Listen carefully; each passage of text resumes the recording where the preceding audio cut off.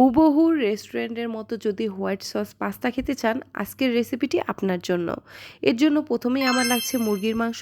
এর ভিতরে দিয়ে দিচ্ছি আদা রসুন বাটা, এরপরে দিয়ে দিব মরিচের গুঁড়া, সয়া সস, গোলমরিচের গুঁড়া এবং সবশেষে চিলি ফ্লেক্স দিয়ে ভালোভাবে নেড়ে চেড়ে আমি ম্যারিনেট করে রেখে দিব বেশ কিছুক্ষণ। হাঁড়িতে আমি পানি ফুটিয়ে এর ভিতরে দিয়ে দিচ্ছি পাস্তাগুলো। ফুটন্ত গরম পানির ভিতরে পাস্তা দিয়ে আমি সামান্য তেল দিয়ে দিচ্ছি এবং পরিমাণ মতো লবণ দিয়ে আমি এরপর সিদ্ধ করে পানি ঝরিয়ে নেব। ফ্রাই প্যানে সামান্য তেল দিয়ে আমি সসেসগুলো ভেজে উঠিয়ে নিব। এরপর একই তেলের মধ্যে আমি দিয়ে দিচ্ছি 2টো ডিম, দিয়ে সামান্য লবণ দিয়ে আমি এগুলো স্ক্রাম্বল করে উঠিয়ে নিচ্ছি। এরপর আমি যে আগে থেকে ম্যারিনেট করে রেখেছিলাম চিকেনটা, সেটাও দিয়ে দিচ্ছি। দিয়ে সুন্দরভাবে নেড়ে চেড়ে আমি রান্না করে নিব। চিকেনের ভিতর আমি দিয়ে দিচ্ছি টমেটো সস এবং দিয়ে দিচ্ছি বেবি কর্ন। এরপর দিয়ে দিচ্ছি 3 রকমের ক্যাপসিকাম।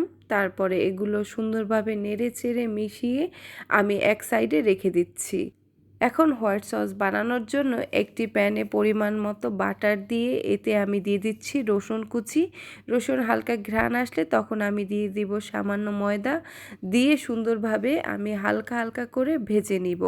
এরপরে দিয়ে দিব লিকুইড দুধ এবং এরপরে সুন্দরভাবে নেড়ে চেড়ে মিশিয়ে নিতে হবে যেন ময়দাটা দলা পাকিয়ে না যায়।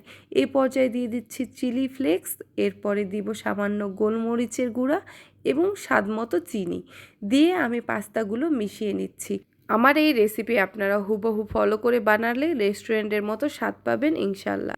এরপর আমি যে চিকেনটা রেডি করে রেখেছিলাম সেটাও দিয়ে দিচ্ছি এবং দিয়ে ভালোভাবে মিক্সড করে উঠিয়ে নিচ্ছি। এরপর আমি এর উপর থেকে দিয়ে দিচ্ছি সসেজ এবং সবশেষে দিয়ে দিচ্ছি ভরে ভরে চিজ।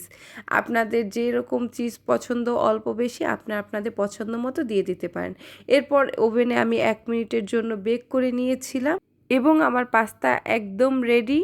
আপনারা নেক্সট কী ধরনের ভিডিও দেখতে চান আমাকে কমেন্টস করে জানাতে পারেন। আজকের ভিডিওটি কেমন লাগলো সেটাও কমেন্টস করে জানাতে পারেন। আজ এ পর্যন্তই। আল্লাহ হাফেজ।